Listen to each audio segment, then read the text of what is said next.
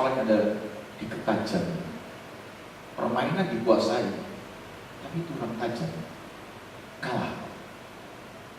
Kemarin saya ingin beritahu kita, sama dengan kehidupan kita. Engkau boleh kelihatan menguasai kehidupan, engkau boleh kelihatan menguasai satu bidang, tapi percaya begini, yang Tuhan inginkan lebih daripada sekedar kita menguasai. Yang Tuhan inginkan kita punya sebuah kehidupan yang tajam. Itu dia. Apakah hari ini kita menjadi orang-orang yang hidupnya tajam? Itu penting. Ketajaman dalam kehidupan itu penting. Amin. Karena kalau hidup kita tidak tajam, maka percaya kita akan ada banyak energi, akan ada banyak waktu yang akan kita buang dengan percuma dalam kehidupan. 90 menit itu waktu yang tidak singkat untuk bermain sepak bola. Tapi bayangkan dalam 90 menit itu, ternyata Barcelona cuma bisa menembakkan 2 kali ke gawang asing. Itu sesuatu yang sangat tidak masuk akal. Tapi buat saya itulah alasan kenapa Barcelona akhirnya kalah. Karena memang mereka tidak tajam. Pada pertandingan itu mereka tidak cukup efektif sekali. Mereka tidak tajam. Mereka banyak menguasai bola, tapi cuma menguasai tanpa pernah melakukan sesuatu ke gawang. Jadi persoalannya adalah tidak tajam. Itu yang menyebabkan kekalahan. Tapi hari ini percayalah, kita tidak akan membahas bola. Kita akan membahas tentang firman Tuhan. Tapi yang saya ingin beritahu sama saudara begini, Tuhan menginginkan kehidupan kita menjadi kehidupan yang tajam. Itu penting. Karena kalau hidup kita tumpul, itu yang saya katakan, akan banyak energi yang akan kita buang dalam kehidupan. Ada banyak waktu yang akan terbuang dan percuma dalam kehidupan kita. Tuhan hari ini mau saudara dan saya menjadi sebuah kehidupan yang tajam. Pengkhotbah pasal 10 ayat yang ke-10 kita perhatikan bersama-sama.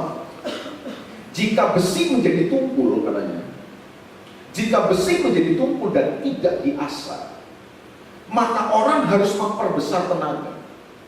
Ini sekali lagi ya. Jika besi menjadi tumpul dan tidak diasah, maka orang harus memperbesar tenaga. Tetapi yang terpenting untuk berhasil adalah hikmat.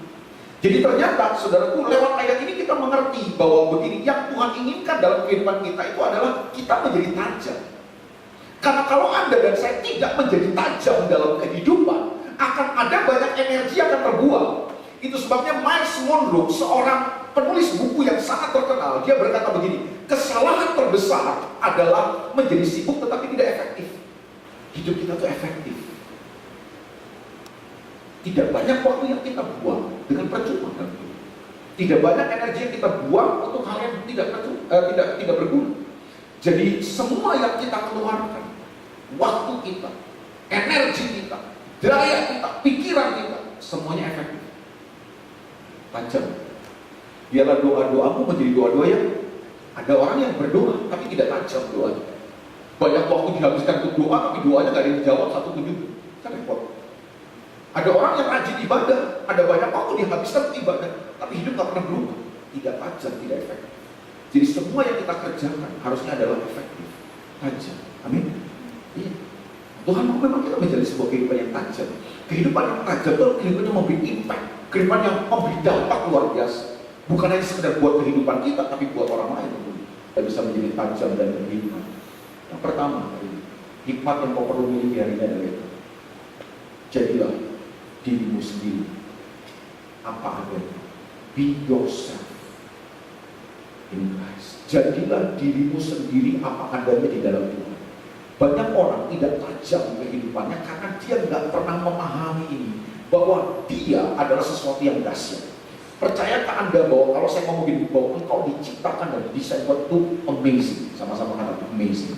Keunikan kita, tapi minimal 3 ini. Yang pertama adalah ini, Anda diciptakan Tuhan dengan bola mata, retina mata yang berbeda satu dengan yang lain. Betul? Tidak ada retina mata kita yang sama. Itu sebabnya hanya kalau Anda ngurus IKTP, itu bukan lagi sidik jari. Retina mata tidak menjadi identitas kita, karena tidak ada yang sama. Sidik jari tidak ada yang sama. Padahal Anda lihat cuma garis lembut, sederhana. Tapi percaya tidak ada. Kalau pernah ada 8 miliar orang yang pernah hidup dalam dunia ini, tidak pernah ada 2 orang yang sama sidik jari. Itu keren.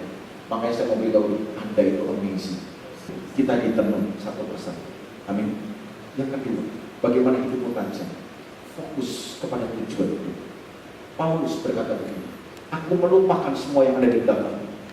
Aku berlari-lari kepada tujuan untuk memperoleh hadiah panggilan surga. Dari situ saya menemukan kenapa Paulus hidupnya begitu tajam. Kenapa pelayanan Paulus, hidup Paulus begitu punya impact powerful? Kenapa hidup Paulus itu luar biasa banget, memberkati banyak orang, menggoncangkan dunia ini? Sedangkan rahasia yang Paulus katakan, aku melupakan semua yang di belakang. Aku mengarahkan diriku kepada apa yang ada di hadapan, dan aku berlari kepada tujuan. Kalau kau mau tajam dalam kehidupan, kau harus fokus pada tujuan. Saya ketemu dengan banyak orang muda hari ini, tidak tajam dalam kehidupan. Kenapa? Karena nggak punya tujuan. Udah nggak punya tujuan, ya otomatis nggak bisa fokus sama tujuan. Ada lagi orang udah dapat tujuan, tapi nggak fokus sama tujuan. Wah, makanya saya mau beritahu sama saudara, keadaan yang sangat mengerikan, yang paling mengerikan sebenarnya bukan hanya saudara meleset dari tujuan, dari sasaran. Itu sudah mengerikan, tapi buat saya ada keadaan yang lebih mengerikan daripada sekedar meleset dari sasaran. Apa itu? Tidak punya sasaran. Itu dia. Kalau saudara bidik anak panah, Anda bidik lalu Anda lepaskan anak panah itu dari busunya, dia meleset dari sasarannya. Mungkin 2 cm meleset lah. Buat saya, ya itu udah gak bagus. Tapi ada sesuatu yang lebih mengerikan daripada sekedar meleset dari sasaran. Apa itu? Gak punya sasaran. Makanya saya mau beritahu sama saudara, tujuan itu penting dalam hidup. Waktu kau gak pernah tahu tujuan dalam hidup, percaya lagi akan banyak energi dan waktu yang terbuang percuma dalam hidup. Betul.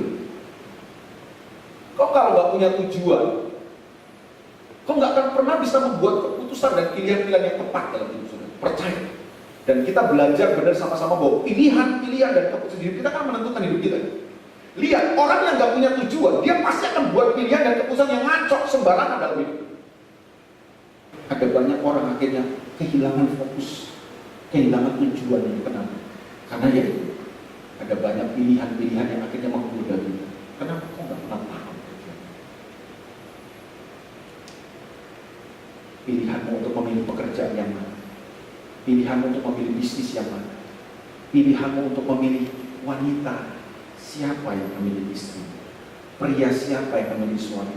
Oh, ada banyak pilihan dalam hidup kita. Kalau kau nggak pernah tahu tujuan hidupmu, dan kau nggak fokus sama tujuan yang percaya, kau akan membuat pilihan yang ngawur. Pasti, betul ya? Dan itu yang membuat banyak waktu kita terbuang banyak, energi kita terbuang banyak habis, hidup kita terbuang banyak. Kenapa? Karena kita nggak punya tujuan, hidup kita nggak tajam. Percaya nggak saudara? Sinar itu kalau difokuskan bisa bukan hanya membakar, tapi membelah sebuah besi tajam. Banyak saya ketemu dengan orang yang tidak tajam hidupnya karena ya boro-boro fokus sama tujuan aja dia nggak tahu. Dengar, Anda yang sudah menikah hari ini, kalau Anda nggak pernah punya tujuan untuk menikah, percaya Anda akan cenderung untuk balik ke belakang dalam pernikahan. Betul. Banyak orang kan sekedar kawin, nggak tahu mau ngapain kawin. Kalau ditanya kawin untuk apa? Lah kok bapak nanya kayak begitu sih? Malah kita ditanya kawin. Disangka kita main-main.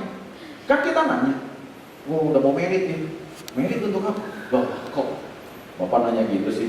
Yang lain juga pada kawin pak. Masa bapak nanya begitu sama saya? Kucing juga kawin. Betul.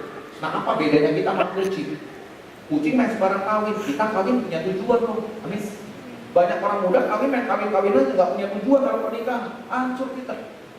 I.R. Bernard berkata, orang yang tidak punya tujuan kepada masa depan, dia akan cenderung balik ke belakang. Makanya kenapa banyak pernikahan yang hancur? Kawin itu adalah kita punya maksud, kita punya tujuan. Pernikahan bukan tujuan memang. Pernikahan itu kendaraan kita mencapai tujuan. Tapi kalau kita tahu tujuan hidup kita, percaya aja kita gak sembarangan milih jodoh. Betul gak? Ada banyak orang hancur hidupnya, masa depannya berantakan. Bukan karena Tuhan kasih masa depan yang suram, bukan. Karena kita salah membuat pilihan. Kenapa kita salah membuat pilihan? Karena kita tidak punya tujuan. Akibatnya hidup kita tidak tajam, pernikahan kita tidak tajam. Kita buang waktu kita banyak. Hari ini saya datang kepada saudara yang terbaik. 3. Apa yang membuat hidup kita tidak tajam? Bagaimana supaya hidup kita tajam? Yang ketiga adalah ini, jangan jadi orang yang gampang kecewa. Karena kekecewaan akan menumpulkan kehidupan. Yohanes Pembaptis, seorang nabi yang luar biasa dipakai Tuhan. Dia begitu tajam. Tapi satu hari, Yohanes Pembaptis dilanda dengan yang namanya kekecewaan. Dia kecewa, makanya dia meragukan Yesus. Dia suruh murid-murid tanya lagi, tolong tanya sama Yesus. Waktu dia dimasukkan ke dalam penjara, dia kecewa. Dia ngomong sama murid, tolong tanya Yesus, apakah dia nabi, ya, apakah dia Mesias yang Tuhan janjikan, atau hari ini kita harus menunggu lagi. Kecewa itu menumpulkan kehidupan. Bayangkan seorang nabi yang luar biasa bisa meragukan Yesus. Kenapa? Kecewa.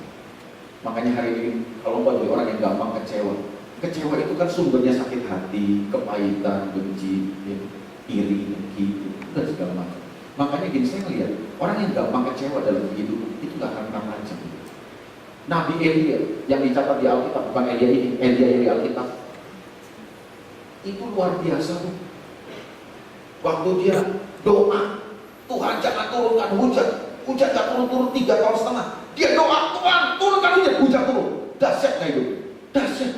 Dia melawan 400 nabi, bahkan 450 nabi-nabi muda. Wah, di Bukit Karmel itu saya pikir pertarungan yang tidak seimbang antara 850 nabi Baal dan nabi dengan seorang yang namanya Elia. Tapi saudara tahu apa yang terjadi? Itu nabi-nabi Baal, nabi muda teriak-teriak sama dewa mereka, enggak turun api dari langit. Elia cuma doa sama Tuhan, turun api dari langit menyambar korban. Itu spektakuler. Tapi setelah peristiwa itu Alkitab bilang, Elia dikirim SMS, BBM-nya Ratu Isabel masuk ke BlackBerry-nya, langsung dia baca, besok kalau kepalamu tidak lepas dari tubuh, jangan panggil aku Isabel. Diancam. Elia takut, dan bukan hanya itu terjadi. Persoalan Elia dari akhirnya Elia ngumpet di satu gua. Kenapa dia ngumpet di satu gua? Bukan sekedar takut sama ancaman Isabel. Ternyata waktu saya belajar Alkitab, persoalan Elia adalah karena dia kecewa. Dia merasa begini loh, dia sudah berjuang, dia sudah melakukan semua buat Tuhan, tapi kok Tuhan biarin semua ini? Kok cuma dia sendiri orang yang mau mempertahankan nama Tuhan? Padahal Tuhan bilang begini sama Elia, Elia, lu mesti tahu tuh di luar sana tuh masih ada 700 orang yang menyembah Tuhan, yang berdoa sama Tuhan. Ada masih banyak orang yang di sana yang menyembah Tuhan. Jangan kamu pikir cuma kamu sendirian. Elia terpuruk karena kekecewaannya, makanya dia tinggal di dalam gua, nggak melakukan apa-apa.